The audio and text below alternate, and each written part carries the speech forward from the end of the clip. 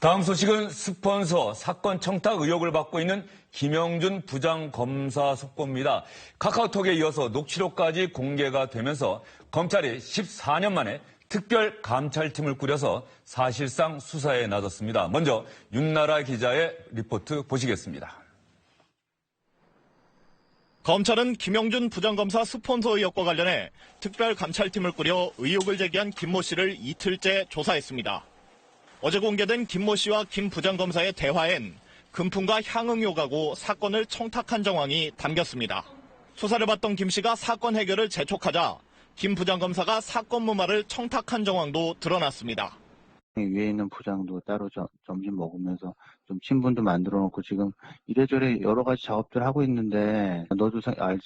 김 씨에게 30년 친구, 운명 공동체임을 강조하지만 자신은 사건에 휘둘리지 않도록 해야 한다고 신신당부합니다. 술 먹은 거 가지고도 발을 꽁꽁 묶을 수가 있어. 그러니까 쓸데없는 거에 그네들을 말려 들어가지 말라고. 김 씨에게 검사장 출신 변호사를 소개하는 건 법조 브로커의 모습과 다를 바 없습니다. 나하고 아주 좀 긴밀한 관계라서 내가 아주 간곡하게 요청을 했더니 그렇게 하신 거야. 이런 가운데 엄정한 감찰을 공언한 검찰이 처음엔 비리를 감추려 한 것이 아니냐는 의혹도 제기됐습니다. 경찰 수사 과정에서 김 부장검사의 이름이 등장한 뒤 경찰의 압수수색 영장을 2차례 기각했고 이후엔 이례적으로 아예 직접 수사를 하겠다며 사건을 검찰로 넘기라고 지휘한 것으로 확인됐습니다. SBS 윤나라입니다. 김태현 변호사, 최희선 기자 두 분과 함께 이 사건 자세히 분석해 보도록 하겠습니다. 두 분 어서 오십시오. 네, 안녕하세요. 먼저 김태현 변호사, 네. 이른바 30년 친구 사이 아니겠습니까? 네. 기업가 김모 씨와 김영준 부장검사. 네. 30년 친구 사이가 깨지게 된 이유, 그게 사실 이번 사건을 짚어보는 근본적인 어떤 분석의 출발점이 될 것 같아요. 그렇습니다. 김모 씨와 김영준 부장검사가 서로 돈 거래도 있었고요. 김영준 검사의 부탁을 받아서 김모 씨가 오피스텔 마련해주기도 하고, 또 김영준 부장검사가 본인의 어떤 농지에 대한 매각 문제를 의뢰하기도 하고, 굉장히 사이가 좋았던 30년 친구, 고등학교 동창인데 사이가 틀어지기 시작한 건 올 4월입니다. 5월 4월 달에 이 김모 씨가 횡령과 사기, 횡령 한 15억, 사기 한 50억 해서 한 65억 정도의 사건이 연루가 되면서 이 김모 씨가 김영준 부장검사에게 이 사건 무마를 청탁을 합니다. 근데 현실적으로 피해자가 있는 고소사건이기 때문에 사건을 무마시키는 것은 김영준 부장검사에서 쉽지 않았고, 그러다 보니까 김 씨와 김영준 검사 사이에 돌아올 수 없는 길을 간 것 같습니다. 김영준 검사가 어제 저희가 말씀을 드렸는데 이런 얘기를 했었죠. 내가 뭔가 약점을 잡혀서 김 씨가 나를 압박을 하는데 김 씨가 마치 악마 같았다. 이런 표현을 김영준 부장검사가 썼다고 알려주고 있는데, 그 사건 처리, 사건 청탁과 그 청탁의 실패 때문에 김영준 부장검사 김 씨가 돌아올 수 없는 강을 건넌 것 같습니다. 그래서 구속된 김 씨가 30년 친구였던 김영준 검사와 전화 통화를 한 내용, 그 녹취 파일을 공개를 했는데요. 이 녹취 파일을 한번 직접 들어보시면서 이 가운데 30년 우정이 깨진 이유가 포함되어 있는지 여러분도 한번 분석을 해보시죠. 지금 이래저래 여러 가지 작업들 하고 있는데 서부 부장들을 다 여의도의 그 메리어트 호텔 식당에까지 불러가지고 밥을 먹이면서 자연스럽게 좀 친해지고, 또 나 나름대로 얼마나 머리 썼겠어. 오늘 거기 제일 위에부터 차장 부장까지 다 전화통화로 얘기를 했어. 일단 몸 상태하고, 고려해서, 그래서 차장 부장까지는 다 오케이가 됐으니까 딴 일 없을 거고, 나랑 30년 친구라고 그랬지. 야, 그러면 나 감찰 조사 받아야 돼. 그냥 친구 죽는 거 보고 싶어서 그래?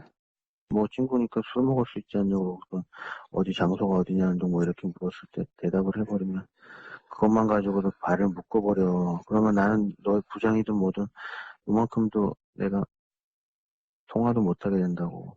네가 너도 잘못 얘기하면 나는 더 묶여가지고 아무것도 못할 뿐더러 만약에라도 영장이 청구돼도 나중에 최소한 집행유예라도 나오려면은 뭘 어떻게 손발이 풀려 있어야 될 거 아니야. 이 내용을 보면은 그 친구 김 씨의 구명을 위해서 내가 백방으로 뛰고 있다. 그러니 너는 혹여라도 나와의 관계가 드러날 수 있는 내용들을 절대 검찰에다가 얘기하지 마라. 그러면 내가 널 도와줄 수가 없다. 뭐 이런 내용인 것 같아요. 예, 뭐 영화에서도 저런 장면들이 많이 나오는데 되게 이렇게 검사나 판사, 뭐 정치인 이런 사람들이 업자들과 얘기를 할 때 굉장히 강한 톤을 얘기합니다. 일종의 업자들 입장에서는 협박이라고 느낄 정도의 강한 톤의 얘기를 하게 되는데 이 김영준 검사의 녹취를 들어보시면 이것은 애원입니다. 부탁도 아니고 애원이라고 저는 생각을 합니다. 목소리 자체, 톤 자체도 그렇지 않습니까? 지금 김영준 검사가 내가 너를 위해서 백방으로 뛰고 있다. 서부지검 검사들과 여의도까지 와서 식사를 했다라고 얘기를 하고 있는데 이 사건 무마가 쉽지 않다는 것은 김영준 부장검사도 당연히 알았을 겁니다. 그럼에도 불구하고 본인이 표현한 대로 뭔가 김 씨한테 약점이 잡혀 있었기 때문에 그렇기 때문에 김 씨의 부탁을 거절할 수도 없었고 그렇기 때문에 나는 이렇게 너를 위해서 일을 했다. 그래서 보고를 하고 그리고 그랬으니 제발 좀 입을 담아달라. 나도 살아야 너를 또 살지 않냐 이렇게 애원을 하고 있는데 참 이 김영준 부장검사 잘 나가던 부장검사의 끝이 이렇게 안 좋은 모습을 보게 되니 참 저도 착잡합니다. 김영준 부장검사가 녹취록에서 녹취 파일에서 드러난 것처럼 친구를 위해서 서부지검의 부장차장 다 만나서 밥도 먹고 했다.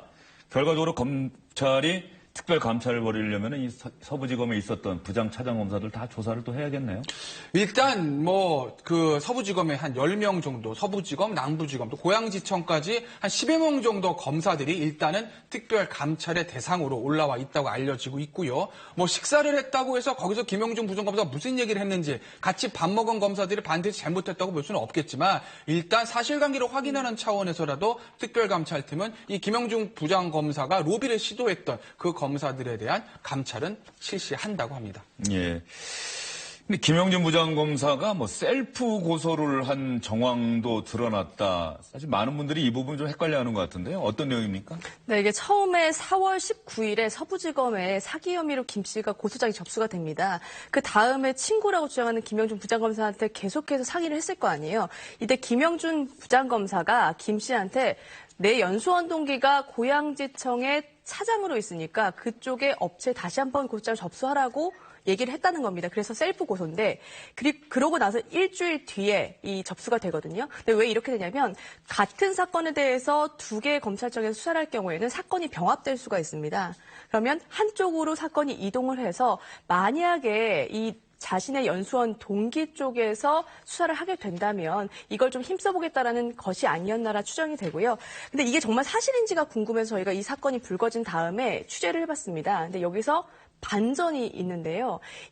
그 차장 검사가 뭐라고 얘기했냐면 고소장이 고양지청에 접수되기 전에 이 부장 검사가 찾아온 건 맞대요. 근데 거기서 이 김 씨를 잘 봐달라고 얘기하는 것이 아니라 자신의 이름을 팔아서 음해하는 사람이 있으니까 수사를 철저히 해달라고 얘기를 한 겁니다.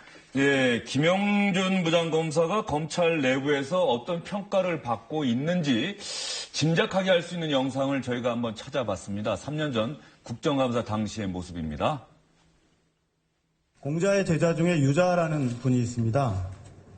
유자의 이야기 중에 본립도생이라는 말이 있는데요. 법과 원칙, 기본을 세워서 길을 만든다는 뜻입니다. 그래서 저희 이번 전 대통령 특별안수팀의 업무가 법과 원칙을 바로 세워서 대한민국의 미래를 위한 길을 만드는 업무라고 생각하고 최선을 다했습니다. 감사합니다. 네.